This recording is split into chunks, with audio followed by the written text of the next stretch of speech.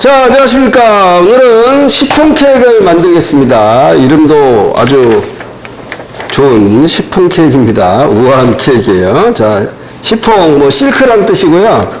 부드럽다는 대명사처럼 불리는 게 시폰 케이크죠. 자, 전에는 시폰 케이크라고 해서 글쎄 이름은 그렇답니다. 영어식 발음은 시폰이고 불어식 발음은 시폰이라고 하는데 그 제법이 시폰법이라고 되어 있고요. 전에는 그 시폰 케이크라고 해서 변리법으로 기능사시험에서 출제가 됐던 건데 시대가 흐르면서 제법도 조금씩 바뀌면서 시폰법이라고 하는 새로운 방법이 나왔습니다. 방법이 되게 간단하고 좋고요. 제품이 변리법하고는 또 다른 식감을 약간 갖기 때문에 시폰법이라는 새로운 방법이 만들어졌습니다. 자, 변리법은 흰자 따로 거품 올리고 노른자 따로 거품 올려 섞는 거라면 이 시폰법은 노른자는 거품을 올리지 않아요. 그리고 흰자 머랭만 만들어서 섞는 거기 때문에 어찌 보면 변리법보다 굉장히 간단한 방법이라고 할 수 있습니다. 자, 그러면 재료 살펴보도록 하겠습니다. 자, 밀가루가 400g 100% 있고요. 설탕이 A, B가 똑같이 되어 있습니다. 65대 65로. 그러면 말씀드린 대로 하나는 흰자용 하나는 노른자용인데 똑같다면 헷갈릴 이유가 없겠죠. 아무데나 넣으셔도 둘 중에 하나씩 만들면 되니까. 자, 그 다음에 계란 있고요. 자, 소금 있고 그 다음에 식용유 있고 물이 있습니다. 물이. 자, 그래서 이 제품은 식용유가 40% 정도 들어가니까 제품 안에 수분을 덜 날아가게끔 제품에 수분이 많이 남아있게끔 하는 그런 특징이 있는 제품이고, 노른자는 거품을 올리지 않기 때문에 밀가루하고 식용유, 물까지 다 섞어 놓는 제품이기 때문에 오히려 되게 공정은 쉽습니다. 머랭 관리만 잘하면 시폰 케이크로 떨어질 건 별로 없는 것 같고요. 단지 이제 시폰 틀이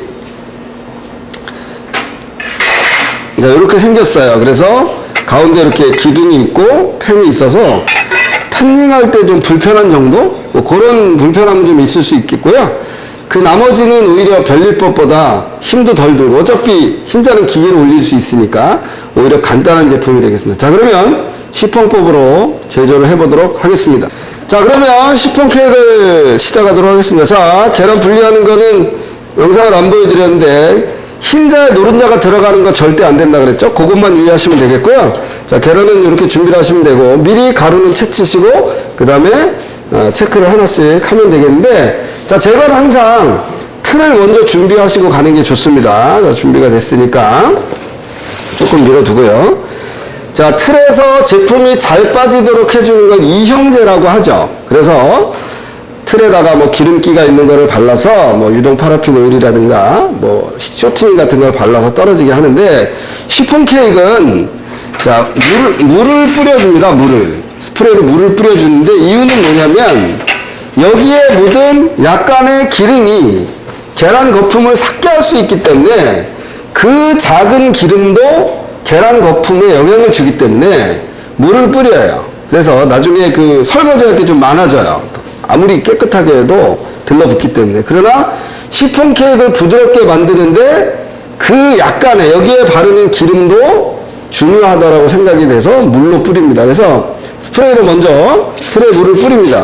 자, 뿌리면 물이 아래쪽에 고이겠죠. 그럼 거기에 반죽이 닿으면 아주 지저분하게 나오거든요. 그래서 이렇게 틀을 뒤집어 놓습니다.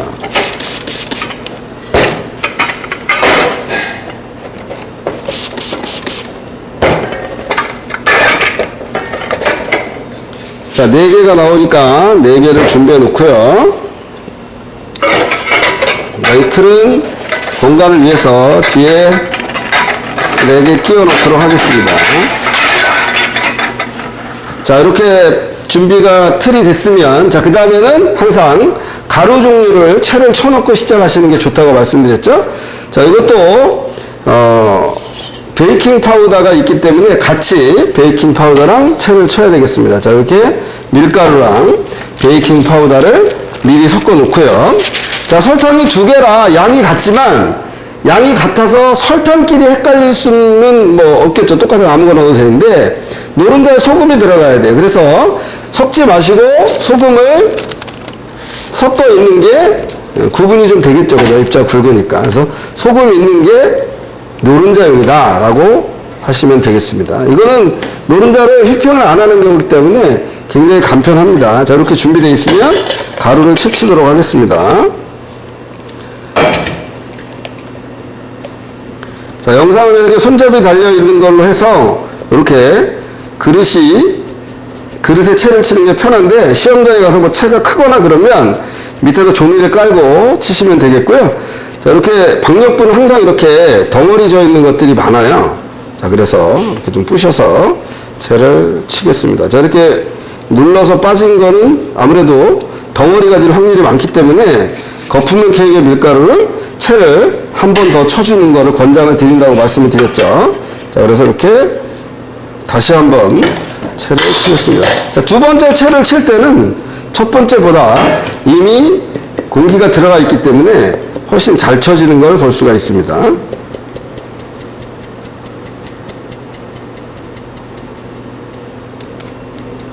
자, 이렇게 해서 밀가루를 준비해 놓고요.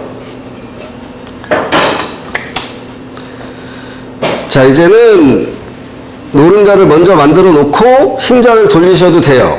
다른 변리법은 노른자 거품을 올리면서 흰자도 같이 올려야 되기 때문에 복잡했다면 얘는 노른자는 거품을 안 올려도 되는 거기 때문에 훨씬 편하게 작업할 수 있거든요.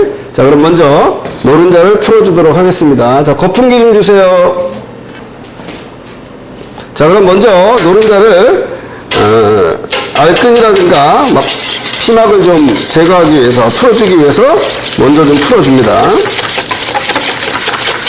자, 우리 계란 지단 붙일 때 예쁜 그 노란 지단을 만들려면 배보자기에 한번 내려서 하거든요. 아니면 체에 걸러서 하거나. 자, 그런 것처럼 그냥 풀어준다라고 하시면 돼요. 이거 거품 올리는 거 아닙니다. 자, 이 상태에서 설탕하고 소금 같이 있는 거를 같이 넣겠습니다. 양이 많아서 깜짝 놀라실 텐데 물이 들어가기 때문에 괜찮아요. 자, 이렇게 수분량이 적어서 이 계란 노른자에 있는 수분으로는 이 설탕에다 녹일 수 없어요. 자, 그래서 자, 몇 번 이렇게 저어주는 걸로 대처하겠습니다. 자, 그 다음에 물을 넣겠습니다. 자, 겨울철에는 이 물이 변수인데 좀 따뜻한 게 좋고요.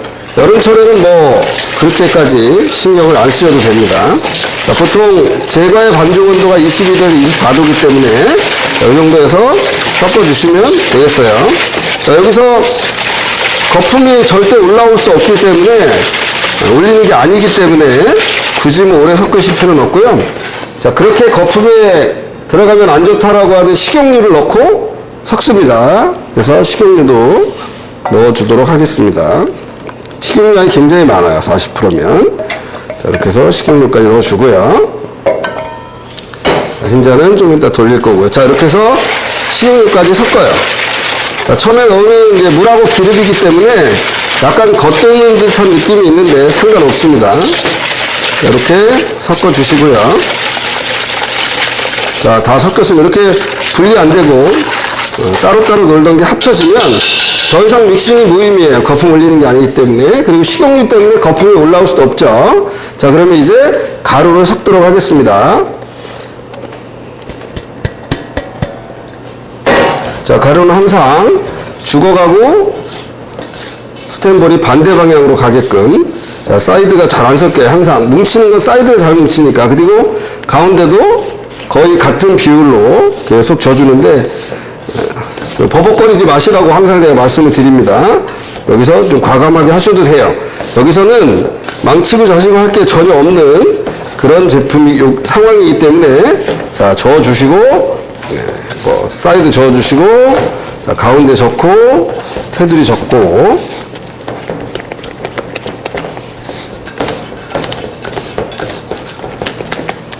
자, 밀가루가 뭉쳐있는 게 보이지 않을 때까지 저어줍니다. 자, 지금 보시면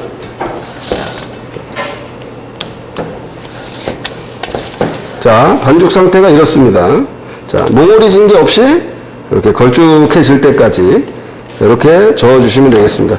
자, 이 상태에서 흰자 머랭 올려서 섞어주면 되는 공정이기 때문에 제가 볼 때 수검자 여러분, 특히 이제 여성분들은 둘 중에 하나를 손 위로 올려야 될 때 별리법 나오면 아주 기함을 하는데, 이 제품은 흰자 힘든 건 기계로 하고 손 위로 하는 건 이 정도만 하면 되니까 오히려 그 어떤 힘으로 하는 면에서는 이 제품이 제일 유리하다고 볼 수 있겠네요. 별리법 중에서. 물론 시폰법이라 좀 다르긴 하지만. 자, 이렇게 노른자는 거품 올리지 않고 밀가루까지 섞는 노른자 반죽을 완성했습니다. 자, 그러면 이건 이렇게 놓고요. 자, 흰자 머랭을 올리도록 하겠습니다. 여기서는 시간이 좀 지체돼도 괜찮고요. 현장에서는 이 상태에서 시간을 좀 더 놔둘수록 더 질감이 좋은 그런 시폰 케이크 만들어진다고 그래서 뭐 몇 시간을 놔두거나 뭐 전날 해놨다가 그 다음날 머랭을 넣는 경우도 있습니다.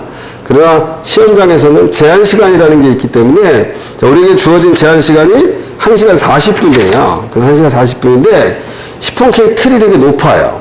그래서 굽는 시간이 조금 오래 걸릴 수 있으니까 그렇게 오래 기다릴 수는 없는 상황이 되겠죠. 자, 그러면 별리법에서 했던 머랭을 시폰법에서도 만들어 보도록 하겠습니다. 자, 첫 번째, 설탕을 언제 넣느냐. 첫 번째 투입 시기. 그 다음에 두 번째, 세 번째는 얼만큼의 텀을 갖느냐. 그것만 알고 계시면 되겠고요.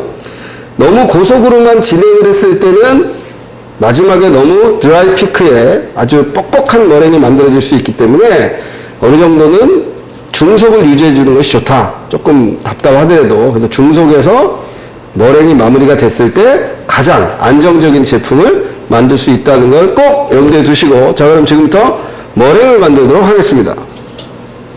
자, 머랭은 고속보다는 중속으로 하시는 게 질 좋은 머랭을 만들 수가 있습니다. 자, 그런데 이게 양이 작아서 잘 안 걸려요. 그래서 조금 이렇게 바닥이 많이 긁히지 않는 선에서 살짝 들어주도록 하겠습니다. 자, 첫 번째 설탕을 언제 넣느냐. 일단은 하얀 그 색깔이 나야 되고요. 그 휘퍼 자국이 남을 정도에서 첫 번째 설탕을 넣어주시면 되겠습니다. 자, 원활한 진행을 해서 조금만 고속으로 갈게요. 지금 워낙 잘 안 올라오니까 양이 너무 작아서 이 정도는 고속을 올려야 되는데, 중후반에 두 번째, 세 번째 머랭을 고속으로 마무리하시면 마지막에 오감이 심될 확률이 있으니까 두 번째, 세 번째는 꼭 중속을 기억해 주시면 좋겠습니다. 밥도 많은 양을 할 때보다 작은 양을 할 때 훨씬 더 어렵다고 합니다. 왜냐면 그만큼 더 예민해지니까요. 그래서 이게 그 믹서기에 걸리는 양이 휘퍼에 닿는 면적이, 반죽이 많아야 공기가 잘 들어가는데, 지금 이 믹서기 대비로는 양이 좀 머랭이 작아요. 그러다 보니까 항상 이렇게 좀 들어주는 불편함도 있긴 한데 어쩔 수 없죠. 지금 이렇게 주어진 대로 시험을 봐야 되니까.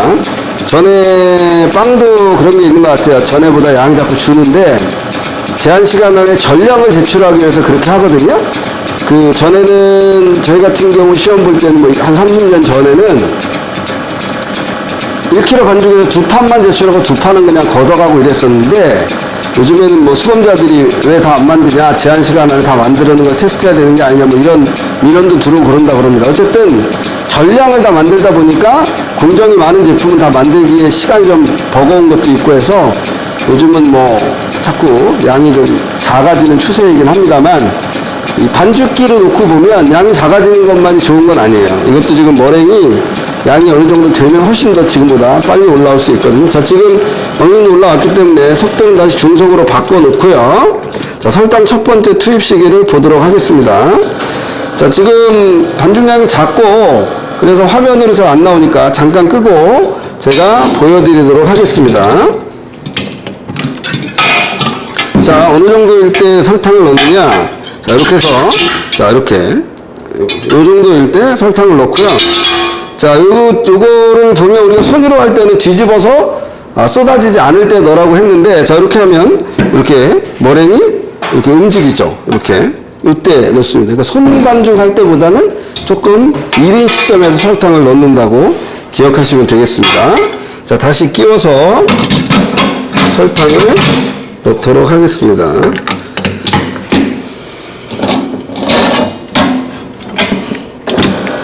자, 첫 번째 설탕을 넣을 건데요. 3분의 1 정도만 넣도록 합니다. 이 설탕이 들어가야 양도 늘어나고 좀 힘이 없던 계란 흰자가 설탕이 들어가면서 더 윤기도 나고 더 아주 활력 좋은 머랭이 만들어집니다. 자, 3분의 1만 먼저 넣도록 하겠습니다.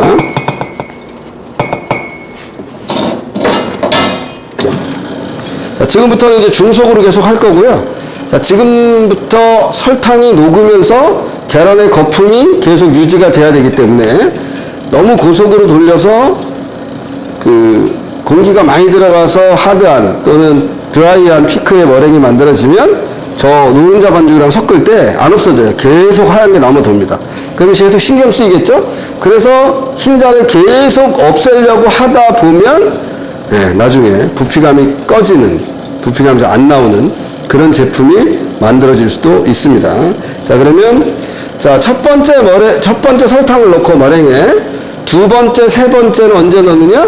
최하 3분 정도는 돌아가야 될 것 같아요. 시간을 제가 재보고 하진 않고 시간을 기억하는 걸 저는 별로 권하지 않습니다. 왜냐면 여러 가지 변수들이 있기 때문에. 이렇게 봐서 휘퍼 자국이 남으면, 돌아가는 휘퍼 자국이 계속 남으면 이제 어느 정도 공기가 들어갔다고 보는 거거든요. 생각해 보십시오. 액체에다가 반죽이 되지기 위해서는 공기가 포집이 돼야만 반죽이 되진 걸 알 수가 있겠죠. 그래서 지금 휘퍼 자국이 어느 정도 남는 게 보이거든요. 자, 요거를 기억하시고 정확하게 몇 프로가 남다 이런 건 아니고 반죽이 되지면, 공기가 들어가서 반죽이 뻑뻑해지면 이 돌아가는 휘퍼 자국이 남게 돼 있어요. 그 정도면 최한 3분 이상 돌려야 그런 상황이 됩니다. 설탕이 녹아야 되기 때문에. 자, 그러면 두 번째 설탕을 넣도록 하겠습니다. 역시 3분의 1만 넣도록 하겠습니다. 자, 이제 두 번째 설탕이 들어가면 첫 번째보다 반죽량이 점점점 늘어나기 때문에 머랭의 양이 휘퍼에 걸리는 부분도 많아지고요. 그래서 지금은 중속으로 해도 들지 않아도 어느 정도 휘퍼에 걸려요. 요 볼 크기에 비해서. 그래서 저희 학교에 이거보다 작은 믹서기들도 있는데 그 작은 믹서기에 머랭이 훨씬 더 잘 올라오는 거 볼 수 있죠. 마카롱 같은 거 할 때 여기에 머랭 이 정도 마카롱이 엄청나게 많은 양이 나오거든요. 그래서 볼 대비 반죽량도 굉장히 중요한 요소 중에 하나라는 걸 기억해 두시기 바랍니다. 자, 머랭을 강하게 하는 요소에는 신선한 흰자의 pH가 알칼리성이에요. 그래서 산을 조금 투입하면 아이소일렉트릭 포인트라고 하는 단백질의 등전점이라고 하는 게 있습니다. 그래서 pH를 낮춰주면 흰자 머랭이 좀 더 강해집니다. 그래서 홈베이킹이나 이런 데서는 여기 레몬즙을 좀 넣어준다든지 식초를 좀 넣어준다든지 그렇게 하고요. 우리 학교에서는 주석산이라고 하는, 그리고 타타르라고 하는 아주 시큼한 산 재료가 있거든요. 그런 걸 넣어서 머랭을 더 강하게 해주기도 합니다. 자, 머랭을 크게 세 가지로 분류를 하죠. 지금 우리가 하는 차가운 머랭을 프렌치 머랭이라고 하고, 약간 데워서 하는 머랭을 이제 꽃을 만든다든지 동물 모양을 짠다든지, 자, 스위스 머랭이 있어요. 그 다음에 머랭을 이제 굽지 않고 먹는 무스케이크나 아니면 크림용에 넣는 이탈리안 머랭인데, 이거는 설탕을 115도, 118도까지 끓여서 설탕 시럽을 넣어서 흰자를 살균하면서 올려주는 머랭을 이탈리안 머랭이라고 하죠. 그래서 저희가 지금 프렌치 머랭을 하지만 스위스 머랭이나 이탈리안 머랭도 용도별로 잘 기억을 해 두시는데, 이탈리안 머랭은 어느 정도 좀 속도가 좀 있어야 돼요. 특히 이제 마카롱 같은 거 할 때는. 그렇지만 이렇게 반죽에 들어가는 거는 중속 위주로 한다는 걸 기억해 두시기 바랍니다. 자, 이제 또 한 3분여 정도 시간이 지난 것 같고요. 또 휘퍼 자국이 남는 게 보입니다. 자, 그러면 이제 마지막 세 번째 설탕을 넣도록 하겠습니다.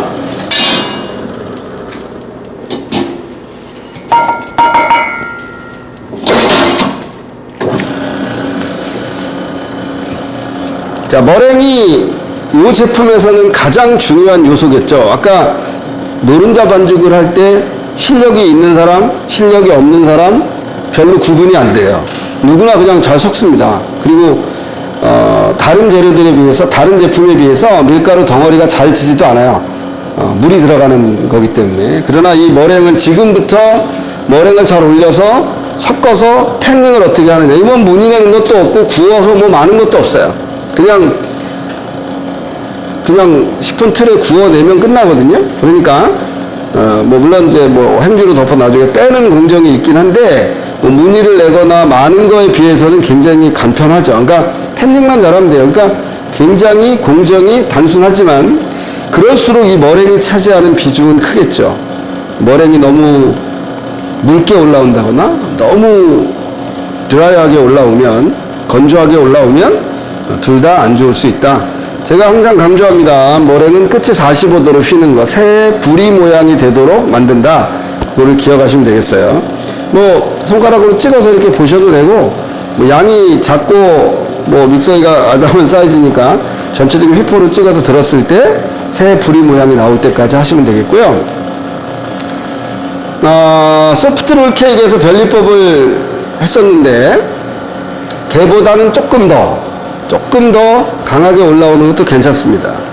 그러나 섞을 때 흰자가 뭉쳐 다닐 정도로만 안 올리면 되겠어요. 자, 그래서 지금 잠깐 한번 체크를 해보도록 하겠는데요. 지금 이제 어느 정도 조금 덜 됐을 때 한번 체크를 해서 보여드리는 것도 괜찮을 것 같네요. 제가 보기엔 조금 더 올릴 건데요. 자, 보십시오. 이렇게 끝이 축 처지면 얘를 젖은 피크의 머랭이라고 합니다. 물론 이런 머랭도 필요할 때가 있어요. 치즈케이크 같은 거 이렇게 좀 질게 올려야 되는데, 자, 이렇게 해서 이렇게 아직 좀 덜 올랐을 때의 상태가 새 부리 모양이 안 되죠, 그죠? 새 부리 모양이 되려면 이게 돼야 되는데 새 부리 모양이 아직은 좀 덜 된 걸 볼 수 있습니다. 시간을 지체하면 안 되기 때문에 바로 이어서 마무리까지 다시 올리는 거를 보여드리도록 하겠습니다. 여기서 한 1, 2분 정도 더 올리면 우리가 원하는 중간 피크의 머랭이 만들어질 겁니다. 자, 이 상태에서 이제 급하다고 당황해서 고속으로 돌려버리면 너무 버글버글한 머랭이 된다는 걸 다시 한번 기억해 주시기 바랍니다. 시폰 케이크는 뭐 굉장히 비싸게 팔죠. 저기에다가 아이싱해서 뭐 하면 뭐 한 3만 원도 받고 막 이상도 받고 그러는데, 다른 그 생크림 케이크나 이런 거 대비로 좀 특이하다면 시폰 케이크 자체를 즐기는 분들, 크림을 많이 넣지 않는 것, 그래서 뭐 잘라서 샌드를 한다거나 그런 게 아니라 통으로 시럽을 발라서 아이싱해서 그냥 드시는 그런 걸 즐기는 분들이 드시는 거기 때문에 속결이 굉장히 중요하고요. 우리 3단위로 잘라서 만드는 그 스펀지 케이크로 만드는 생크림 케이크 같은 경우는 중간에 시럽을 많이 바를 수 있어서 조금 뭐 되거나 그래도 처리가 가능한데, 이거는 안 그렇습니다. 통으로 즐기는 거기 때문에 속결을 잘 만드시는 게 무엇보다 중요한 케이크 되겠습니다. 자, 지금 뭐 한 1, 2분 정도 지났으니까 다시 머랭을 체크해 보도록 하겠습니다.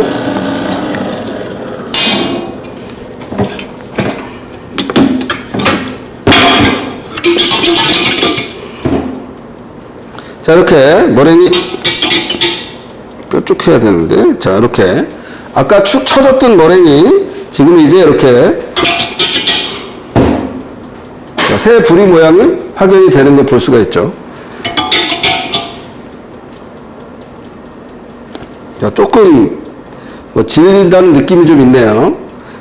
조금 진해요. 끝이 새 부리가 조금 더 나오는 게 좋을 것 같아서 1분간만 더 돌리도록 하겠습니다. 자, 그러면 머랭을 다시 한번 체크해서 마무리 짓도록 하겠습니다.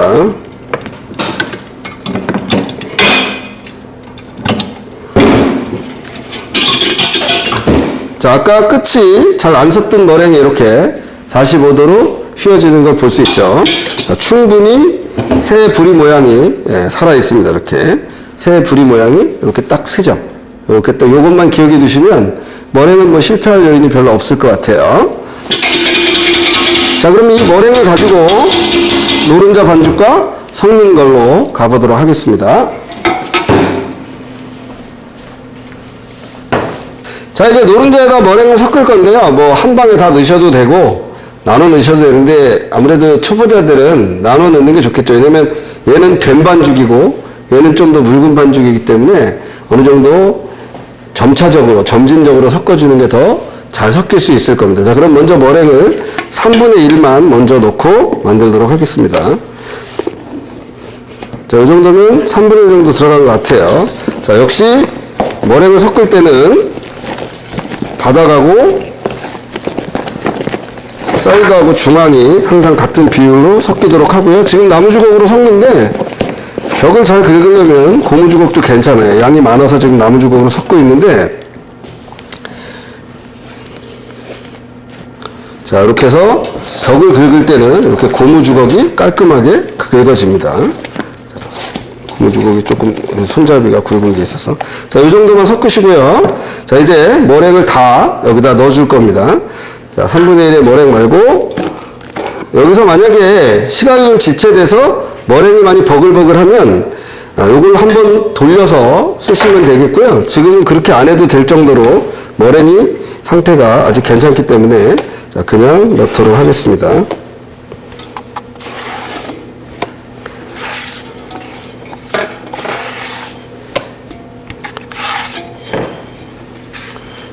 자, 이 상태에서 이제 나머지 머랭을 섞어줍니다.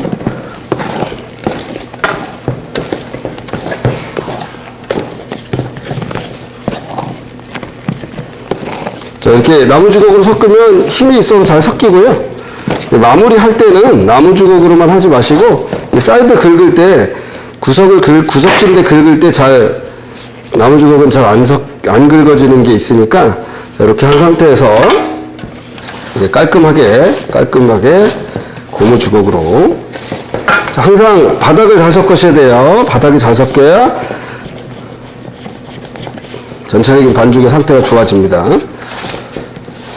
자, 이 정도면 반죽 상태는 괜찮은 것 같고요.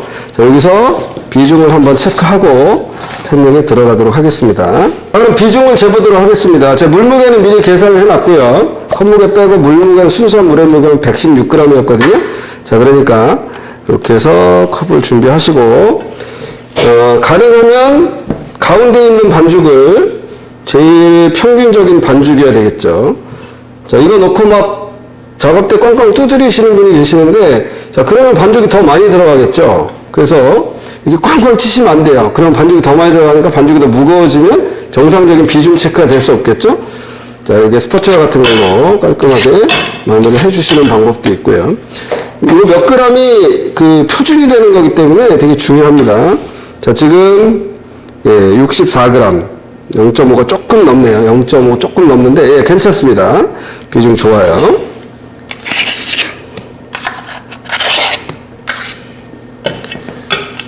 자, 이 상태에서 팬닝을 하는데 4개를 나누는 거니까 450g 정도씩 들어가는 것 같습니다.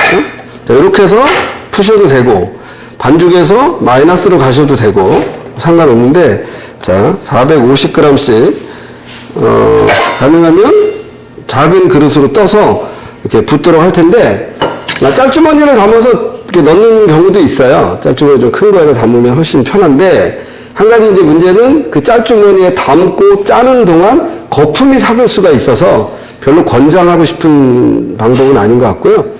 이제 여러분들이 더 능숙해지고 고급 기술자가 되면 이 공정시간이 굉장히 짧기 때문에 짤주머니에 담아서 편하게 하시는 게 어쩌면 도움이 될 수도 있을 겁니다. 자, 그러면 450g씩 팬닝을 하도록 하겠습니다. 450g 맞죠? 자, 이렇게 해서 여기 질질질 흐르면 또 보기 안 좋으니까 이렇게 하시고, 이렇게 해서 이 틀을 돌려가면서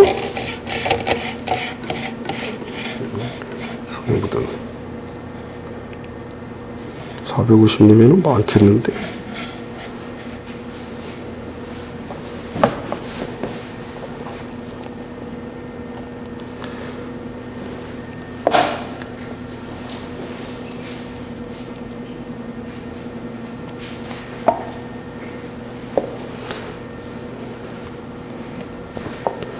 자, 지금 430g 정도 되거든요. 일단 나중에 반죽이 남으면 그때 들어가고 일단 430g씩만 먼저 넣고요. 왜냐면 맨 마지막에 반죽은 긁다 보면 좀 샀거든요. 그 반죽 들어가면 그 팬은 좀 안 좋으니까. 팬도 조금씩 무게가 틀리네요. 자, 이렇게 반죽을 위에서 이렇게 흘려주면서 패닝하는 건 되게 좋은 겁니다. 아예 내려가면서 자리를 잡으면서 반죽이 더 훨씬 안전해지기 때문에 안정화가 된다고 보면 되겠습니다. 그 무게가 450g으로 계산이 돼도 조금 편차가 있으니까 430g에 좀 맞추도록 하겠습니다. 우선은.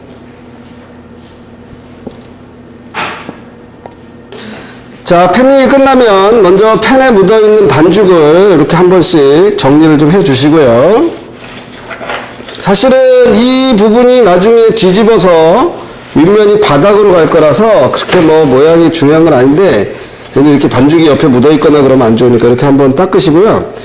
이렇게 보시면 기포가 계속 올라오는 게 보이거든요. 그래서 젓가락으로 살짝 이렇게 좀 기포를 좀 깨줄 건데 꼭 뭐 안 해주셔도 상관은 없어요. 근데 아무래도 이제 기포가 좀 거실이니까 이렇게 조금만 져서 기포를 좀 깨주면 훨씬 더 매끈한 제품이 만들어질 수도 있습니다.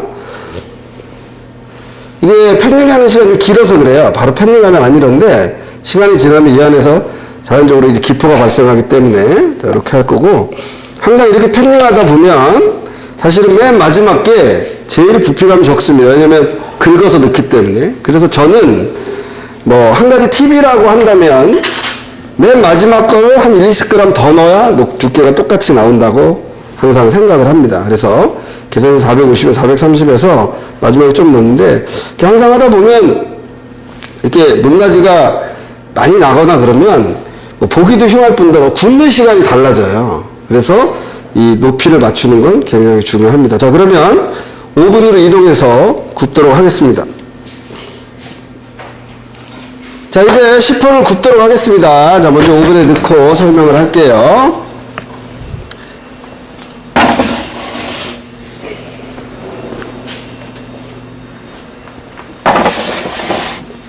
자, 이렇게 시폰 틀째 오븐에 넣는 방법이 있고요. 아예 밑에다가 시트팬 한 장 깔고 이중으로 굽는 경우도 있는데 현장에서는 이중으로 굽는 걸 많이 합니다. 왜냐면 시폰 케이크는 부드러워야 되니까 바닥색이 진하게 나면 수분 증발도 많고 해서 되게 좀 퍽퍽해질 수 있어요.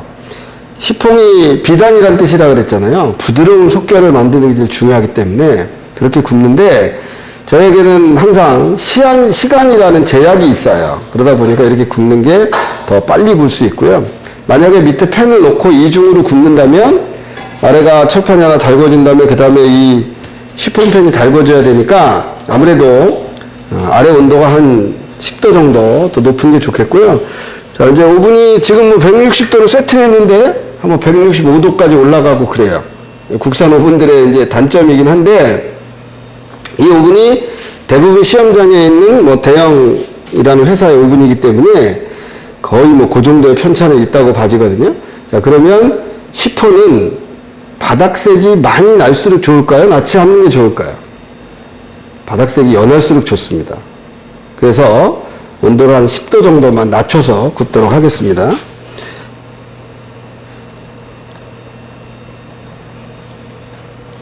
자, 이렇게 낮춰도 금방 뭐 10도가 떨어지거나 바닥색이 연해서 문제가 되거나 그러지 않고요. 자, 아까는 큰 철판에 또는 롤케이크라든지 이런 거는 이렇게 눌러볼 때 면적이 넓잖아요. 그리고 여기랑 여기랑 편차가 있고 얘는 좁은데 또 가운데는 봉이 달려 있어서 눌러서 익었나 안 익었나 알아보는 느낌이 어쩌면 더 예민할 수 있어요. 자, 그러면 시폰 케이크에는 가운데 봉이 있느냐? 시폰 케이크는 일반 케이크보다 되게 높습니다, 높이가. 그래서 그냥 통으로 된 오븐에 만약에 높은 걸 굽는다면 가운데가 늦게 익겠죠. 그러면 가운데가 늦게 익는다는 얘기는 그만큼 수분 손실이 많아서 케이크가 퍽퍽해질 수도 있다는 얘기예요. 그래서 가운데 금속을 넣어서 거기 열받아서 가운데는 가운데 열받아서 익고 사이드는 사이드 열받아서 익고 깊어도 높아도 충분히 빨리 구워질 수 있도록 해주기 위해서 아마 봉을 만들었다고 합니다. 그래서 시폰 케이크를 구울 때 여러분들이 다 익었나 안 익었나를 볼 때는 일반적인 것보다는 면적이 좁고 가운데는 또 이렇게 봉이 세워져 있으니까 조금 예민할 수 있는데 어쨌든 눌러서 칙칙 소리가 나지 않고 탄력성을 느낄 수 있어야 오븐에서 여러분들이 포인트를 잘 잡으실 수가 있게 되겠습니다. 보통 시간은 한 30분 정도까지 잡으시면 좋겠고요. 늘상 얘기하지만 시간으로 모든 걸 정의할 수는 없어요. 변수가 많으니까. 그러나 높이가 있기 때문에 어느 정도 시간을 준다. 그리고 식용유가 40% 정도 들어가 있는 반죽이기 때문에 그렇게 수분 손실이 아주 많은 그런 제품은 아닐 수 있어요. 표면적이 넓어지면 수분 손실이 많아서 굵기 손실이 많아지거든요. 예를 들어서 이 반죽을 네모난 평철판에 얇게 굽는다고 한다면 센 불로 빨리 구워야죠. 그래야 그 수분 증발을 막아줄 수가 있기 때문에. 그래서 표면적이 넓으면 넓을수록 굵기 손실은 많아진다라고 이런 시간에 배웠는데, 요거는 가운데 봉도 있고 뭐 공간이 표면적이 노출되는 표면적이 작아지니까 그렇게 굵기 손실이 많거나 뭐 수분이 많이 증발되는 그런 제품은 아니겠습니다. 어쨌든 이따가 꺼내서 뒤집어 놓은 상태에서 조금 시간이 지난 다음에 빼는 것까지가 여러분이 해야 할 사항이니까 자, 이건 조금 이따가 익었나 안 익었나 체크를 해보도록 하겠습니다. 자, 시폰 케이크 익었는지 안 익었는지 먼저 확인을 해보도록 하겠습니다. 자, 불편해도 장갑을 벗어야 돼요. 장갑 끼고는 느낌이 안 옵니다. 자, 칙 소리가 안 나야 되고요. 이렇게 눌렀을 때 이렇게 탄력이 있죠. 약간 소리는 나지만 이렇게 눌렀을 때 올라오는 게 아마 보이셨으면 좋겠는데, 영상에 이렇게 이 정도면 다 익은 겁니다. 네, 그리고 바닥색은 가급적이면 많이 안 나는 게 좋다 그랬고요. 자, 물을 칠해놨기 때문에, 물을 뿌려놨기 때문에 잘 안 떨어져요. 정상이에요. 그래서 이거 뺄 동안 식혀야 되는데, 시험장에 가면 이거 빼다가 떨어지는 사람이 있다고 합니다. 시간 오바로. 그래서 항상 시간을 잘 관리를 해 주시는 게 좋겠습니다. 자, 지금 오븐에 나와서 아직 뜨겁습니다. 자, 이 뜨거운 상태에서 젖은 행주를 젖었습니다. 물기를 짜서 자, 이렇게 2개 정도를 덮어주면 훨씬 더 빠른 시간 안에 잘 빠지게 할 수 있습니다. 그래서 시간만 만약에 허락이 된다면 최대한 자연스럽게 천천히 냉각이 돼서 빠지는 게 가장 예쁘게 잘 빠지거든요. 그러나 시험은 항상 시간이라고 하는 제약이 있기 때문에 그 시간 안에 안 빠지게 되면 안 되니까 이런 작업을 해주시면 훨씬 더 도움이 되겠습니다. 자, 어느 정도 식었기 때문에 빼보도록 하겠습니다.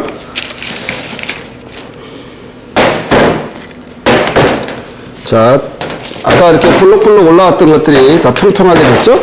자, 이 부분이 제일 많이 늘러붙어 있어서 잘 안 빠지니까 여기를 손으로 이렇게 좀 당겨줍니다. 자, 요 가운데도 요 봉 있는 데가 제일 많이 붙어 있겠죠. 자, 이렇게 한 상태에서 이것도 서두르면 안 돼요. 하다가 느낌이 안 좋으면 여기가 좀 더 붙어 있을 것 같다면 이렇게 다시 한번 떼어주고 이래야지 그냥 우악스럽게 떼시면 안 돼요. 근데 이게 언제 그러느냐? 시간에 쫓길 때 그럽니다. 여기서 시간 계산을 충분히 잘 안배하셔서 자, 이 상태에서 여기도 확 한 번에 하지 마시고 차분하게 빼주시면 되겠습니다. 네, 이 정도면 뭐 충분히 부피감이 잘 나온 제품이 됐네요. 자, 그럼 자신 있게 두 번째 것도 빼보도록 하겠습니다.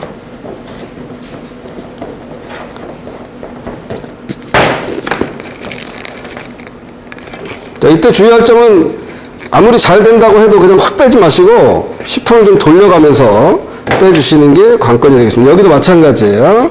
돌려서 네.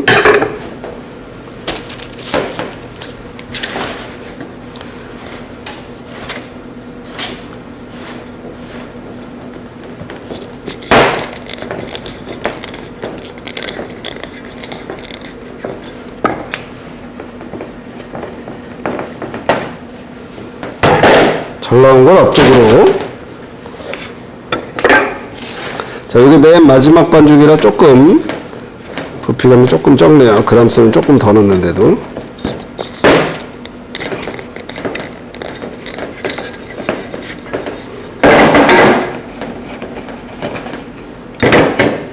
자, 이렇게 해서 시폰 케이크를 완성했습니다. 자, 그러면 일단은 이렇게 각이 딱 져서 나와야 되고요. 부피감이 일단 제일 중요한 요소가 되겠습니다. 제가 1, 2, 3, 4번으로 팬닝을 한 것 같아요. 그러니까 위에 반죽은 같은 그람수를 넣어도 높고 마지막 반죽은 1, 20g 더 넣어도 낮습니다. 그러니까 팬닝을 할 때 마지막 거를 조금 더 신경을 쓴다든지 아니면 좀 더 여러분 속도가 빨라지면 반반 넣고 반반 넣으면 되는데 아직은 여러분한테 그런 것까지 요구하는 건 좀 무리인 것 같고요. 어쨌든 그람수가 부피감을 다 결정하진 않는다. 왜냐면 마지막 반죽은 볼 벽에 붙어 있는 거 이런 걸 긁고 자시고 이렇게 하다 보면 이게 묽어질 수밖에 없거든요. 그러면 같은 그람수라고 해도 부피감이 적어질 수 있다는 걸 꼭 기억해 두시기 바랍니다. 그럼 한번 잘라서 단면을 한번 보도록 하겠습니다. 이게 제일 잘 나왔고 두 번째 잘 나왔으니까 두 번째 잘 나온 걸 한번 잘라보도록 하겠습니다. 네, 안에가 이렇게 기공이 아주 일정한 상태에서 흰자가 뭉쳐 있다거나 구멍이 크게 뚫렸다거나 그런 거 없이 완성이 된 걸 볼 수가 있습니다. 자, 이렇게 시폰 케이크는 노른자를 휘핑하지 않기 때문에 여성분들도 어려움 없이 할 수 있는 그런 제품이 되겠고요. 그러나 제품이 모두 다 이렇게 부피가 잘 나오진 않습니다. 가장 기본인 머랭을 조금 실수를 한다거나 조금 모과 머랭에 문제가 생기면 아주 급격하게 부피가 줄어드는 걸 볼 수 있습니다. 많은 공정들이 있지만 이 제품은 노른자를 믹싱 안 하는 것만으로도 매력 있는 그런 제품이 아닐까 생각이 들고요. 보기에도 굉장히 부드럽지만 아주 입안에서 살살 녹는 아주 좋은 어떤 그 재료가 되는 케이크를 만들 때 시트로도 활용할 수 있는 그런 아주 좋은 제품입니다. 여러 가지 그 이벤트에 활용하시는 케이크로 쓰시면 아주 좋은 제품이 아닐까 생각이 듭니다. 자, 긴 시간 고생하셨습니다. 감사합니다.